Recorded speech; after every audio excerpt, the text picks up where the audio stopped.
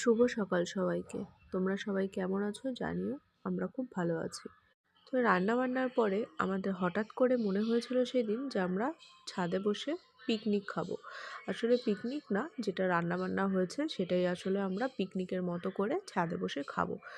তো তার সাথে সাথে বাচ্চারা ছাদে সব ডেকোরেশনও করে ফেলেছে, ওই আর কি বেলুন টেলুন সাজিয়ে।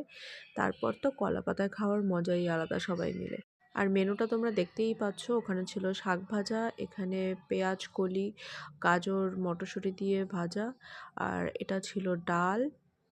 খাবার দাবার খুব সুন্দর হয়েছিল। এরপরে বিনস দিয়ে পাতে পড়ে গেল বিনস আলু দিয়ে মাছের তরকারি। মাছের ঝোলটা খেতে খুব ভালো হয়েছিল, পাতলা ঝোল করেছিল। খুবই ভালো লেগেছিল খেতে।